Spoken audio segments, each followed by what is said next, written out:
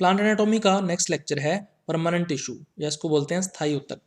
तो स्थायी ऊतक या परमानेंट टिश्यू कई प्रकार के होते हैं, उसमें से इस लेक्चर के अंदर हम लोग करेंगे पैरेन्काइमा, या इसको हिंदी में बोल देते हैं मृदुतक। तो सबसे पहले आपको ये पता होना चाहिए कि परमानेंट टिश्यू या स्थायी ऊतक होता क्या है। तो आपने कोशिका विभाजन या सेल डिवीजन के बारे में पढ़ा होगा। जो कोशिका चक्र होता है या सेल साइकिल होता है, उसकी जो इंटरफेज या अंतरावस्था होती है, उसको आगे 3 अवस्थाओं के अंदर या 3 स्टेजेस के अंदर डिवाइड किया जाता है। ये 3 स्टेजेस कौन कौन सी हैं? G1 स्टेज या जीवन अवस्था, दूसरी है S फेज या S अवस्था, और तीसरी है G2 फेज या G2 अवस्था। तो आप लोग देख सकते हो इस तरह से जो सेल साइकिल या कोशिका चक्र है, इसको टोटल 4 स्टेजेस के अंदर या 4 फेजेस में या अवस्थाओं के अंदर विभाजित किया जाता है, G1, S, G2 और M। अब जो S फेज होती है उसमें DNA रेप्लिकेशन होता है, जिसकी वजह से क्या होता है, जो DNA की मात्रा है वो दोगुनी हो जाती है। यहाँ पे देख सकते हो आप, ये वाली जो S फेज होती है, इस S फेज में DNA रेप्लिकेशन होगा, जिसकी वजह से जो क्रोमोसोम्स हैं उनकी संख्या दोगुनी हो जाएगी, या हम कह सकते हैं कि जो DNA की मात्रा है वो दोगुनी हो जाती है। अब इस दोगुनी मात्रा की वजह से जो स्थायित्व है या स्टेबिलिटी है वो नहीं रहती, तो कोशिका कैसी हो जाती है, अनस्टेबल या अस्थायी हो जाती है। तो फिर से स्थायित्व या स्टेबिलिटी प्राप्त करने के लिए जो DNA की मात्रा है उसको आधा करना होता है या उसको हाफ करना होता है। तो हाफ करने के लिए फिर क्या होता है, जो कोशिका होती है या सेल होती है उसको डिवाइड होना ही पड़ता है या उसको विभाजित होना ही पड़ता है, जैसा कि विभज्योतक कोशिकाओं में होता है। जो मेरिस्टेम सेल्स होती हैं उनमें इसी प्रकार की कंडीशन पाई जाती है। परंतु ऐसी कोशिकाएं या ऐसी सेल्स जिनमें कोशिका की वृद्धि या ग्रोथ जो है जीवन अवस्था पर रुक जाती है, ठीक है, उनमें DNA की मात्रा उतनी ही रहती है। अब यहाँ पे ध्यान से देखो भी, ये है जीवन फेज या जीवन अवस्था। अगर कोशिका की वृद्धि जीवन अवस्था पर ही रुक जाए, यहाँ पे इसकी ग्रोथ जो है वो स्टॉप हो जाए, तो ये एस फेज में प्रवेश नहीं करेगी। जब एस फेज नहीं आएगी तो इसका मतलब DNA की मात्रा डबल नहीं होगी, DNA रेप्लिकेशन नहीं होगा, तो DNA की मात्रा उतनी ही रहती है ऐसी कोशिकाओं के अंदर, ठीक है। तो इसका मतलब इनको डिवाइड होने की या विभाजित होने की भी आवश्यकता नहीं होती है, ठीक है। ऐसा कहाँ पे होता है, स्थायी ऊतक की कोशिकाओं में होता है। तो जो परमानेंट टिश्यूज हैं उनके अंदर कोशिकाओं की जो वृद्धि है या ग्रोथ है वो जीवन अवस्था पर ही रुक जाती है, जिस कारण ये विभाजन करना छोड़ देती हैं, ठीक है, डिवीजन करना छोड़ देती हैं, और कोई अन्य स्थायी कार्य या कोई परमानेंट वर्क जो है वो ये करने लगती हैं। अब स्थायी ऊतक जो है उसको फिर आगे 3 टाइप्स के अंदर या 3 प्रकारों के अंदर विभाजित किया गया है। सबसे पहला सरल स्थायी ऊतक या सिंपल परमानेंट टिश्यूज, दूसरा है जटिल स्थायी ऊतक या इसको बोल देते हैं कॉम्प्लेक्स परमानेंट टिश्यूज, तीसरा है विशिष्ट स्थायी ऊतक या इसको बोलते हैं स्पेशल परमानेंट टिश्यूज। तो ये क्या होते हैं वो हम लोग देखेंगे इसके अंदर। सबसे पहले हम लोग बात करते हैं सरल स्थायी ऊतक की या सिंपल परमानेंट टिश्यूज की। तो ऐसा स्थायी ऊतक या ऐसा परमानेंट टिश्यू जिसके अंदर जो सेल्स या कोशिकाएं होती हैं वो सभी की सभी एक ही प्रकार की होती हैं या सेम टाइप की होती हैं, क्या कहलाता है, सरल स्थायी ऊतक या सिंपल परमानेंट टिश्यू कहलाता है। इसको फर्दर आगे फिर 3 टाइप्स में डिवाइड किया गया है। पहला टाइप है मृदुतक या जिसको पैरेन्काइमा भी बोलते हैं। इस लेक्चर के अंदर हम लोग इसी मृदुतक या पैरेन्काइमा का डिटेल में अध्ययन करेंगे। दूसरा टाइप है स्थूल कोण ऊतक या इसको इंग्लिश में बोल देते हैं कोलेनकाइमा, और तीसरा है दृढ़ोतक या इसको बोल देते हैं स्क्लेरेनकाइमा। दूसरा है जटिल स्थायी ऊतक या इसको बोल देते हैं कॉम्प्लेक्स परमानेंट टिश्यूज। तो ये क्या होता है अभी, ऐसा स्थायी ऊतक या ऐसा परमानेंट टिश्यू जिसके अंदर जो सेल्स हैं या कोशिकाएं हैं वो अलग अलग प्रकार की होती हैं या डिफरेंट टाइप की कोशिकाएं मिलकर एक परमानेंट टिश्यू का फॉर्मेशन करती हैं या स्थायी ऊतक बनाती हैं, क्या कहलाता है, जटिल स्थायी ऊतक या कॉम्प्लेक्स परमानेंट टिश्यूज कहलाता है, ठीक है। अब ये 2 प्रकार के होते हैं, एक तो होता है जाइलम, इंग्लिश में भी इसको जाइलम ही बोलते हैं। जाइलम के अंदर 4 अलग अलग प्रकार की कोशिकाएं उपस्थित होती हैं, कौन कौन सी हैं ये हम लोग आगे के लेक्चर्स में पढ़ेंगे। उसी तरह से फ्लोएम जो होता है दूसरा प्रकार है इसके अंदर, फ्लोएम भी 4 प्रकार की कोशिकाओं से मिलकर बना हुआ टिश्यू होता है। तो जाइलम और फ्लोएम जो है ये जटिल उत्तक या कॉम्प्लेक्स परमानेंट टिश्यूज होते हैं। तीसरा है विशिष्ट स्थायी उत्तक, या इसको बोल देते हैं स्पेशल परमानेंट टिश्यू। तो ऐसा परमानेंट टिश्यू या ऐसा स्थायी उत्तक जिसके अंदर कोशिकाएं जो हैं वो रूपांतरित हो जाती हैं या सेल्स जो हैं वो मॉडिफाइड हो जाती हैं, किस लिए? कोई विशिष्ट कार्य करने के लिए या कोई स्पेसिफिक वर्क करने के लिए। तो इस प्रकार का जो टिश्यू है या उत्तक है वो क्या कहलाता है? विशिष्ट स्थायी उत्तक या स्पेशल परमानेंट टिश्यू कहलाता है। अब ये जो टिश्यू है वो 2 टाइप के होते हैं फिर आगे। एक तो है वेलामेन उत्तक या वेलामेन टिश्यू बोल देते हैं इंग्लिश में इसको, और दूसरा है ग्रंथिल उत्तक या ग्लैंडुलर टिश्यूज। तो ये 3 टाइप के परमानेंट टिश्यूज या स्थायी उत्तकों के बारे में हमने देखा। इस लेक्चर में हम लोग मृदुतक या पैरेन्काइमा के बारे में पढ़ेंगे। तो पैरेन्काइमा जो वर्ड या शब्द है ये ग्रीक भाषा से लिया गया है। तो ग्रीक भाषा में 2 शब्द हैं, एक तो है पैरा और दूसरा है एनकाइमा। पैरा का मतलब होता है विदाउट यानी के बिना, और एनकाइमा का मतलब होता है डिपोजिशन यानी जमाव। तो जमाव के बिना यानी ऐसा उत्तक जिसकी कोशिकाओं की कोशिका भित्ति पर किसी भी पदार्थ का जमाव नहीं होता है या डिपोजिशन नहीं होता है, क्या कहलाता है? पैरेन्काइमा या मृदुतक कहलाता है। और इसी वजह से जो कोशिकाएं हैं मृदुतक की वो हमेशा कैसी होती हैं? जीवित होती हैं। अब इसके अभिलक्षण या कैरेक्टरिस्टिक्स की बात कर लेते हैं हम लोग। तो पैरेन्काइमा या मृदुतक की जो कोशिकाएं या सेल्स होती हैं वो हमेशा जीवित होती हैं, वह पतली भित्ति वाली होती हैं। ठीक है, जो सेल्स हैं वो हमेशा लिविंग होंगी, और इनकी जो सेल वॉल है या कोशिका भित्ति है वो कैसी होगी? थिन या पतली होती है। दूसरा जो लक्षण ये प्रदर्शित करती हैं, कोशिकाओं की जो आकृति है या शेप है वो सामान्यतः कैसी होती है? भी गोलाकार होती है यानी स्फेरिकल शेप्ड होती है। लेकिन ये जो शेप है या आकृति है ये कोणाकार भी हो सकती है, यानी कि एंगुलर शेप भी देखने को मिल सकती है। इसको हम लोग डायग्राम से देख लेते हैं अभी। तो यहाँ पर अब आप लोग देख सकते हो स्फेरिकल शेप्ड या गोलाकार कोशिकाएं एक दूसरे के साथ सटी हुई हैं। तो ये मृदुतक या पैरेन्काइमा को प्रदर्शित कर रहा है। तो इसमें कोशिकाएं कैसी हैं? स्फेरिकल शेप्ड हैं। इसके अंदर देखो भी जो कोशिकाएं हैं वो एक दूसरे के साथ जुड़ी हुई हैं, लेकिन एंगल या कोण का निर्माण कर रही हैं, कोणाकार हैं, इसलिए इनको क्या बोल देते हैं? एंगुलर शेप्ड पैरेन्काइमा या मृदुतक। तो ये भी मृदुतक है और ये भी मृदुतक है, दोनों के दोनों ही पैरेन्काइमा है। लेकिन वास्तव में अगर अपने बात करें या एक्चुअल में जो मृदुतक कोशिका होती है या पैरेन्काइमा सेल होती है उसके अंदर टोटल कितनी आर्म्स या कितनी भुजाएं होती हैं? 14 या 14 आर्म्स होती हैं। ठीक है, इसलिए इसकी शेप को क्या बोलते हैं हम लोग? Tetra Deka hadron shaped. देखो टेट्रा का मतलब क्या हो गया? 4 या 4। डेका का मतलब क्या हो गया? 10 या 10। तो 4 + 10 कितने हो गए? 14 हो गए। 4 + 10 14 हो गए। हेड्रॉन का मतलब यहाँ पे क्या है? भुजाओं से है या आर्म से है। ठीक है, शेप्ड यानी आकृति। तो इस प्रकार की इसकी आकृति होती है, और इस आकृति या शेप को हम लोग केवल और केवल 3D में ही देख सकते हैं। तो 3D के अंदर शेप को देखा जा सकता है, लेकिन हम लोग जो शेप्स देखते हैं माइक्रोस्कोप के अंदर वो कैसी होती हैं? 2D होती हैं। तो 2D के अंदर जो शेप है वो या तो स्फेरिकल दिखेगी, गोलाकार दिखेगी, और या फिर एंगुलर दिखेगी, है ना, कोणाकार दिखेगी। उसके बाद नेक्स्ट इसका लक्षण आता है कि सामान्यतः जो मृदुतक होता है या पैरेन्काइमा होता है उसके अंदर इंटरसेलुलर स्पेसेस पाए जाते हैं, अंतराकोशिकीय अवकाश पाए जाते हैं। ठीक है, कोशिकाओं के बीच में खाली स्पेस या खाली जगह जो है वो पाई जाएगी। तो देख लेते हैं हम लोग।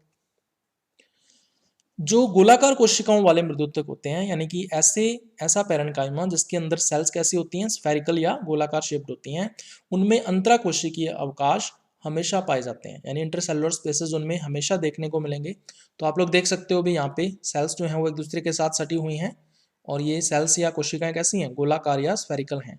तो इनके बीच में छोटे छोटे क्या बन जाते हैं? सेल्स के बीच में स्पेसेस बन जाते हैं या अवकाश बन जाते हैं, और इनको क्या बोलते हैं? इंटरसेलुलर स्पेसेस या अंतराकोशिकीय अवकाश। दूसरी तरफ अगर कोणाकार कोशिकाएं हैं, ठीक है, मृदुतक या पैरेन्काइमा की अगर सेल्स कैसी हैं? एंगुलर हैं या कोणाकार हैं, तो उनमें अंतराकोशिकीय अवकाश या इंटरसेलुलर स्पेसेस हो भी सकते हैं और नहीं भी। ठीक है, कैसे? जैसे इस पैरेन्काइमा टिश्यू में आप देख सकते हो कोशिकाएं जो हैं एंगुलर शेप्ड हैं, कोणाकार हैं और आपस में सटी हुई हैं पूरी तरह से। तो इसका मतलब इनके अंदर कोई भी अंतराकोशिकीय अवकाश या इंटरसेलुलर स्पेस इसमें नहीं है। दूसरी तरफ देख सकते हो जो कोशिकाएं हैं वो इस प्रकार से व्यवस्थित हो जाती हैं, जो कोणाकार कोशिकाएं हैं या एंगुलर सेल्स हैं, कि इनके बीच में बड़े बड़े स्पेसेस या अवकाश रह जाते हैं, जिनको क्या बोल देते हैं, इंटरसेलुलर स्पेसेस या अंतराकोशिकीय अवकाश। ठीक है। उसके बाद नेक्स्ट जो इसका कैरेक्टर या लक्षण आता है, जो मृदुतक या पैरेन्काइमा होता है वो भोजन सामग्री के संग्रहण का कार्य हमेशा करता है, यानी फूड मटेरियल को वो हमेशा स्टोर करेगा, चाहे वो सिंपल फॉर्म में हो, सरल रूप में हो, या फिर मॉडिफाइड फॉर्म में हो, या फिर रूपांतरित फॉर्म में भी हो सकता है। ठीक है। तो किसी भी रूप में हो पैरेन्काइमा या मृदुतक हमेशा ही फूड मटेरियल को वो स्टोर करेगा, स्टार्च के रूप में भोजन सामग्री को संग्रहित करेगा। उसके बाद नेक्स्ट इसका लक्षण आता है सर्वव्यापी प्रकार का उत्तक है, यानी कि एक यूनिवर्सल प्रकार का टिश्यू है। इसका मतलब क्या है अभी, जितने भी संवहनी पौधे होंगे या जितने भी वास्कुलर प्लांट्स होंगे उन सभी में ये जो पैरेन्काइमा टिश्यू है या मृदुतक है वो पाया जाता है। तो ये भी एक इसका अभिलक्षण है। उसके बाद फिर हम लोग करेंगे मॉडिफिकेशन या रूपांतरण के। तो मृदुतक या पैरेन्काइमा जो है वो 4 प्रकार के रूपांतरण या मॉडिफिकेशन शो करता है। तो ये कौन कौन से रूपांतरण है? पहला है वायुतक या एरेन्काइमा, दूसरा है हरितोतक या क्लोरेन्काइमा, तीसरा है पर्णमध्योतक या मीजोफिल, उसके बाद नेक्स्ट है धीरग उत्तक या प्रोजेन्काइमा। तो इनको एक एक करके हम लोग डिटेल में देखते हैं। सबसे पहले हम लोग देखेंगे वायुतक या एरेन्काइमा को। तो जो हाइड्रोफाइट्स होते हैं या जलोदविद होते हैं, यानी कि ऐसे पौधे जो जल के अंदर रहते हैं, सबमर्ज्ड कंडीशन में या डूबी हुई अवस्था में रहते हैं, तो वो पौधे जल के बहाव के प्रति सुरक्षित रहने चाहिए।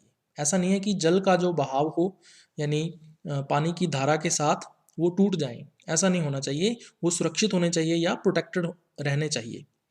तो इन्हें जल के बहाव से बचाने के लिए या वाटर करंट जो है उससे इनको प्रोटेक्ट करने के लिए जो कोशिकाएं होती हैं इन पौधों के अंदर, जो सेल्स होती हैं वो दूर दूर व्यवस्थित हो जाती हैं, वो डिस्टेंटली अरेंज्ड हो जाती हैं, जिनकी वजह से क्या होता है अभी एयर स्पेसेस बन जाते हैं या वायु कोष्ठक बन जाते हैं।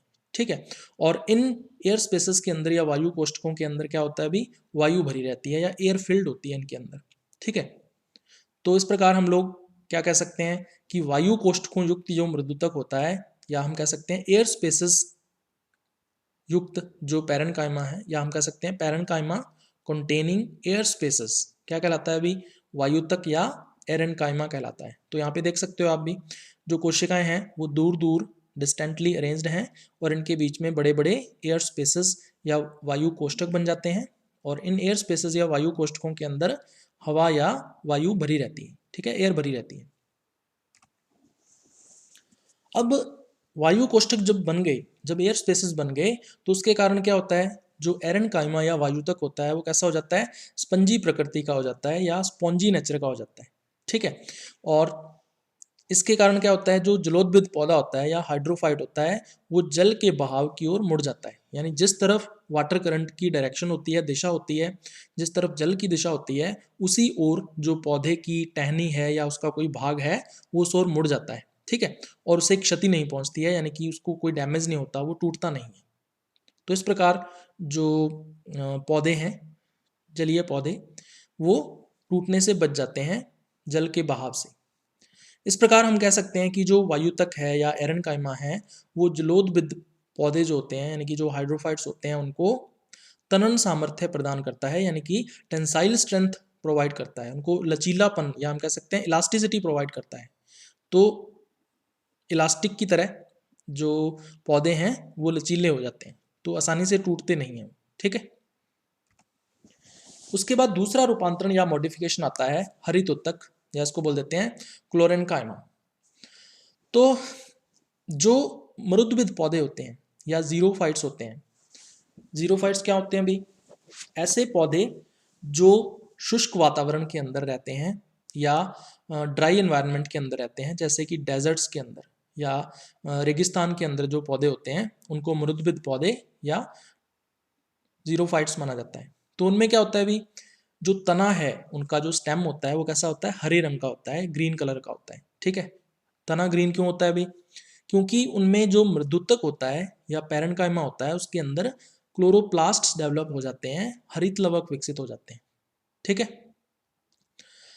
तो उनमें तना हरे रंग का हो जाता है। तो तने को हरे रंग का होने की क्या आवश्यकता है, या स्टेम को ग्रीन कलर का होने की क्या रिक्वायरमेंट है। तो मृदुविद पौधे जो होते हैं, जीरोफाइट्स जो होते हैं, उनमें क्या होता है, जो पत्तियां होती हैं या लीव्स होती हैं वो गिर जाती हैं या बहुत ही हरासित या रिड्यूस्ड रह जाती हैं। तो फिर फोटोसिंथेसिस या प्रकाश संश्लेषण का काम कौन करेगा, तना करेगा या स्टेम करेगा। लीफ गिर जाती हैं, ठीक है, पत्तियां जो हैं वो गिर जाती हैं। क्यों गिरती हैं, क्योंकि जो वाष्पोत्सर्जन या ट्रांसपीरेशन है वो 90% कहाँ से होता है, पत्तियों से होता है। और मृदुविद पौधे जो होते हैं, जीरोफाइट्स जो होते हैं, उनके पास जल की पहले से ही कमी होती है, क्योंकि शुष्क वातावरण में ये रह रहे हैं, तो जल तो इनके पास है नहीं। तो जल जो भी ये ग्रहण करते हैं मृदा से या सोयल से, उसके लॉस को या उसकी हानि को रोकने के लिए ये पत्तियों को या अपनी लीव्स को गिरा देते हैं। तो पत्तियों को तो गिरा दिया, लेकिन अब प्रकाश संश्लेषण या फोटोसिंथेसिस कौन करेगा, फिर वो करता है इसका तना या स्टेम। इसीलिए इनके स्टेम या तने के अंदर हरित लवक या क्लोरोप्लास्ट्स डेवलप हो जाते हैं। ठीक है, तो इस प्रकार जो पर्णहरित युक्त मृदुतक होता है या पैरेन्काइमा विद क्लोरोप्लास्ट्स होता है, उसको हम लोग क्या बोल देते हैं, क्लोरेन्काइमा या हरित उत्तक। अब ये हरित उत्तक या क्लोरेन्काइमा जो वर्ड है या शब्द है, इसका उपयोग हम केवल और केवल जीरोफाइट्स के लिए ही करते हैं या मृदुविद पौधों के लिए ही किया जाता है, और किसी भी प्रकार के प्लांट के लिए हम लोग क्लोरेन्काइमा या हरित उत्तक शब्द का उपयोग नहीं कर सकते। तो ये चीज आपको ध्यान में रखनी है। उसके बाद तीसरा मॉडिफिकेशन या रूपांतरण है पर्ण मध्योतक या मीजोफिल। तो हरित लवक युक्त मृदुतक, इसमें भी क्या होता है, जो पैरेन्काइमा है उसके अंदर हरित लवक या क्लोरोप्लास्ट्स डेवलप हो जाते हैं। लेकिन ये कहाँ पाया जाता है, पत्तियों के अंदर पाया जाता है। ठीक है, लीव्स के अंदर पाया जाता है। तो क्या बोल देते हैं इसको, पर्ण मध्योतक या मीजोफिल बोल देते हैं। तो हम लोग सबसे पहले द्विबीजपत्री या डाइकोट्स की बात कर लेते हैं। तो द्विबीजपत्री जो पौधे हैं या डाइकोट प्लांट्स जो होते हैं, उनमें पर्ण मध्योतक या मेसोफिल दो क्लियर पार्ट्स के अंदर डिफरेंशिएटेड होता है या दो स्पष्ट भागों के अंदर विभेदित होता है। तो ये कौन कौन से भाग हैं अभी, सबसे पहला है खम्ब उत्तक या पैलिसेड टिश्यू। तो इसमें क्या होता है, जो कोशिकाएं या सेल्स हैं वो एक पंक्ति में या एक रो के अंदर सघनता से व्यवस्थित होती हैं या कंडेंसली अरेंज्ड होती हैं। ठीक है, इसकी वजह से क्या होता है, इनमें जो अंतराकोशिकीय अवकाश हैं या इंटरसेलुलर स्पेसेस हैं वो नहीं पाए जाते हैं। तो इंटरसेलुलर स्पेसेस का इनमें पूर्णतया अभाव होता है। अब ये लीफ या पर्ण के अंदर कहाँ पर उपस्थित होते हैं, तो जो ऊपरी अधिचर्म होती है लीफ की या पर्ण की, जो अपर एपिडर्मिस होती है, उसके ठीक नीचे ये जो पैलिसेड टिश्यू है या खम्ब उत्तक है वो पाया जाता है। ठीक है, इनमें हरित लवकों की जो संख्या है या क्लोरोप्लास्ट्स का जो नंबर है इनमें बहुत अधिक होता है। तो बहुत ज़्यादा नंबर में क्लोरोप्लास्ट या हरित लवक पाए जाने के कारण ही ये क्या करते हैं, अभी जो पर्ण की ऊपरी सतह होती है या लीफ की जो अपर सरफेस होती है उसको गहरा हरा रंग प्रदान करते हैं या वो डार्क ग्रीन कलर की हो जाती है। तो इसलिए डाइकोट्स में जो लीफ होती है या पर्ण होती है उसकी ऊपरी सतह या अपर सरफेस गहरे हरे रंग की होती है या डार्क ग्रीन कलर की होती है। दूसरा है स्पंजी उत्तक या स्पॉन्जी टिश्यू भी बोल देते हैं इसको इंग्लिश में। तो इसमें क्या होता है, जो कोशिकाएं या सेल्स हैं वो विरलता से व्यवस्थित होती हैं। ठीक है, पंक्ति के अंदर विरलता से एक रो के अंदर लूजली अरेंज्ड होती हैं। अब ये विरलता से अरेंज्ड हैं या लूजली अरेंज्ड हैं, इस वजह से क्या होता है, अभी इनके अंदर बड़े बड़े इंटरसेलुलर स्पेसेस या अंतराकोशिकीय अवकाश बन जाते हैं। ठीक है, अब ये कहाँ पर उपस्थित होती है, अभी ये निचली अधिचर्म की ओर उपस्थित होती है, जो लोअर एपिडर्मिस होती है डाइकोट लीफ में उसकी ओर ये उपस्थित होती है। इनमें हरित लवक या क्लोरोप्लास्ट जो है वो बहुत ही कम संख्या में पाए जाते हैं, और यही कारण है कि ये पर्ण की निचली सतह को या लीफ की जो लोअर सरफेस होती है उसको हल्का हरा रंग प्रदान करते हैं या लाइट ग्रीन कलर प्रोवाइड करते हैं। इसीलिए जो द्विबीजपत्री पर्ण होती है या डाइकोट लीफ होती है उसकी निचली सतह या लोअर सरफेस हल्के हरे रंग की होती है या लाइट ग्रीन कलर की होती है। अब इसको हम लोग डायग्राम से समझ लेते हैं अभी। तो आप लोग देख सकते हो इसके अंदर ये है इसकी अपर एपिडर्मिस, ये ट्रांसवर्स सेक्शन है या अनुप्रस्थ काट है किसका, द्विबीजपत्री पर्ण का या डाइकोट लीफ का। तो इसमें ये है अपर एपिडर्मिस या ऊपरी अधिचर्म। तो ऊपरी अधिचर्म की तरफ आप लोग देख सकते हो ये कोशिकाएं जो हैं वो एक पंक्ति के अंदर या एक रो के अंदर सघनता से व्यवस्थित हैं और इसको क्या बोल देते हैं, पैलिसेड टिश्यू बोल देते हैं। इस पैलिसेड टिश्यू की कोशिकाओं के अंदर क्लोरोप्लास्ट या हरित लवक बहुत ही अधिक संख्या में पाए जा रहे हैं। देख सकते हो आप एक ही कोशिका के अंदर बहुत सारे हरित लवक या क्लोरोप्लास्ट हैं। तो इसी वजह से जो अपर सरफेस होती है या ऊपरी सतह होती है वो कैसी हो जाती है, डार्क ग्रीन कलर की या गहरे हरे रंग की हो जाती है। उसके बाद नीचे की तरफ देख सकते हो आप स्पॉन्जी टिश्यू है। तो इसमें कोशिकाएं या सेल्स जो हैं वो लूजली अरेंज्ड हैं यानी विरलता से व्यवस्थित हैं और इसी वजह से इनमें आप देख सकते हो बड़े बड़े इंटरसेलुलर स्पेसेस या अंतराकोशिकीय अवकाश बन जाते हैं। अब इन कोशिकाओं के अंदर ये जो स्पॉन्जी टिश्यू है या स्पंजी उत्तक जो होता है ये कहाँ पर उपस्थित है, अभी जो लोअर एपिडर्मिस है इसके ठीक ऊपर की तरफ या जो निचली अधिचर्म है इसके ठीक ऊपर की तरफ। अब स्पॉन्जी टिश्यू की जो कोशिकाएं हैं या सेल्स होती हैं इनके अंदर क्लोरोप्लास्ट या हरित लवक बहुत ही कम संख्या में होते हैं। आप लोग देख सकते हो पर सेल एक क्लोरोप्लास्ट या दो क्लोरोप्लास्ट तक हो सकते हैं। इस वजह से जो लोअर सरफेस होती है या निचली सतह होती है पर्ण की वो कैसी रह जाती है, लाइट ग्रीन कलर की रह जाती है या हल्के हरे रंग की रह जाती है। ठीक है, तो इस डायग्राम से आपको क्लियरली समझ में आ गया होगा। अब होता क्या है, अभी जो ऊपरी सतह है उसको प्रकाश अधिक मिलता है, जो अपर सरफेस होती है लीफ की उसको लाइट ज्यादा मात्रा में मिलती है। इसकी वजह से क्या होता है, जो खंभ उत्तक होता है या पैलिसेड टिश्यू होता है उसमें अधिक संख्या में हरित लवक विकसित हो जाते हैं, उसके अंदर जो नंबर ऑफ क्लोरोप्लास्ट हैं वो ज्यादा हो जाते हैं। इसी वजह से ये जो सतह है, ऊपरी सतह जो होती है या अपर सरफेस जो होती है वो कैसी हो जाती है, गहरे हरे रंग की हो जाती है या डार्क ग्रीन कलर की हो जाती है। जबकि जो निचली सतह होती है या लोअर सरफेस होती है उसको लाइट या प्रकाश बहुत ही कम मिलता है। इस वजह से जो स्पंजी उत्तक होता है या स्पॉन्जी टिश्यू होता है उसके अंदर हरित लवक या क्लोरोप्लास्ट्स बहुत ही कम संख्या के अंदर विकसित होते हैं, इनका नंबर बहुत ही कम रह जाता है क्लोरोप्लास्ट का। इसी वजह से जो लोअर सरफेस है या निचली सतह है वो हल्के हरे रंग की या लाइट ग्रीन कलर की रह जाती है। तो इस डायग्राम के अंदर आप लोग देख सकते हो भी ये सन या सूर्य है जो कि हमें क्या दे रहा है, लाइट या प्रकाश दे रहा है। तो ये है मान लीजिए लीफ है और ये लीफ की ऊपरी सतह हो जाएगी, अपर सरफेस हो जाएगी, और ये लीफ की लोअर सरफेस या निचली सतह हो जाएगी। अब एक चीज हमेशा ध्यान में रखना, जो ऊपरी सतह या अपर सरफेस होती है उसको हम लोग वेंट्रल सरफेस या अधर सतह भी कहते हैं या फिर इसको एडेक्सियल सरफेस के नाम से भी जाना जाता है। ठीक है, और जो लोअर सरफेस है या निचली सतह है इसको डॉर्सल सरफेस या पृष्ठ सतह भी कहते हैं या फिर इसको एबैक्सियल सरफेस के नाम से भी जाना जाता है। तो ये नाम आपको ध्यान में रखने हैं, इंपॉर्टेंट है। तो देख सकते हो आप भी अपर सरफेस जो है या ऊपरी सतह जो है इसको लाइट या प्रकाश ज़्यादा मात्रा में मिल रहा है, जबकि जो लोअर सरफेस है निचली सतह है इसको प्रकाश या लाइट बहुत ही कम मात्रा के अंदर मिल रही है। तो इसलिए अपर सरफेस पर ज़्यादा क्लोरोप्लास्ट डेवलप हो जाएंगे जो पैलिसेड टिश्यू है या खंभ उत्तक है उसके अंदर, जबकि लोअर सरफेस पर जो स्पॉन्जी टिश्यू है या स्पंजी उत्तक है उसमें क्लोरोप्लास्ट या हरित लवक बहुत ही कम संख्या में विकसित होते हैं। इसलिए ऊपरी सतह कैसी हो जाएगी, डार्क ग्रीन कलर की या गहरे हरे रंग की हो जाएगी, और जो लोअर सरफेस है वो लाइट ग्रीन कलर की या हल्के हरे रंग की रह जाती है। तो इस प्रकार से जो द्विबीजपत्री पौधे होते हैं या डाइकोट प्लांट्स होते हैं उनमें प्रकाश के असमान वितरण के कारण या लाइट के अनइक्वल डिस्ट्रीब्यूशन के कारण जो लीफ या पर्ण होती है उसमें दो अलग अलग कलर की या अलग अलग रंग की सतहें बन जाती हैं या सरफेसेस बन जाती हैं। ठीक है, तो एक सरफेस कैसी है, अभी पृष्ठ सतह है या इसको डॉर्सल सरफेस बोल देते हैं, और दूसरी सतह को क्या बोलते हैं, अदर सतह या वेंट्रल सरफेस बोल देते हैं। इसीलिए हम लोग द्विबीजपत्री जो पर्ण होती है या डाइकोट लीफ जो होती है उसको क्या बोलते हैं, पृष्ठाधरी पर्ण, या इंग्लिश में इसको बोलेंगे डॉर्सी वेंट्रल लीफ। तो पृष्ठाधरी पर्ण या डॉर्सी वेंट्रल लीफ भी कहा जाता है डाइकोट लीफ या द्विबीजपत्री पर्ण को। तो यही कारण होता है।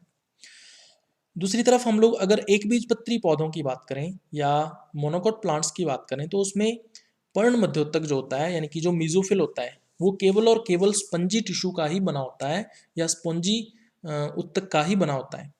ठीक है। इसके अंदर खंभ उत्तक या पैलिसेड टिश्यू का पूर्णतया अभाव होता है, तो इसमें पैलिसेड टिश्यू एब्सेंट होगा। तो इस डायग्राम के अंदर आप देख सकते हो भी, ये है अपर एपिडर्मिस या ऊपरी अधिचर्म, ये लीफ का, मोनोकोट लीफ का या एक बीजपत्री पर्ण का अनुप्रस्थ काट है। ये है अपर एपिडर्मिस या ऊपरी अधिचर्म, और ये है लोअर एपिडर्मिस या निचली अधिचर्म। तो इसमें आप देख सकते हो कि पैलिसेड टिश्यू या खंभ उत्तक है ही नहीं, एब्सेंट है, जबकि केवल स्पॉन्जी टिश्यू या स्पंजी उत्तक ही उपस्थित है, जिसके अंदर कोशिकाएं लूजली अरेंज्ड हैं या विरलता से व्यवस्थित होती हैं, और इनके अंदर क्लोरोप्लास्ट्स या हरितलवकों की संख्या जो है वो कम होती है। इस वजह से दोनों की दोनों सतहें जो होती हैं, ऊपरी सतह और निचली सतह जो है वो कैसी होती हैं, लाइट ग्रीन कलर की या हल्के हरे रंग की होती हैं, लेकिन दोनों सतहें एक जैसी होंगी। तो अब एक बात आपको ध्यान में रखनी है कि जो एक बीजपत्री पौधे होते हैं या मोनोकोट प्लांट्स होते हैं, उनमें लीफ या पर्ण जो है वो बिल्कुल स्ट्रेट रहती है या सीधी रहती है। इसकी वजह से क्या होता है, जो दोनों सतहें जो होती हैं या दोनों सरफेसेस जो होती हैं, उनको ऑलमोस्ट इक्वल या लगभग समान मात्रा में प्रकाश मिलता है।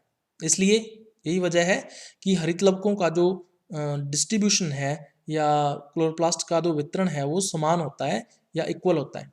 तो इसका मतलब क्या है, अभी दोनों जो सरफेसेस हैं या दोनों जो सतहें हैं वो समान रूप से हरे रंग की होती हैं या इक्वली ग्रीन कलर की होती हैं।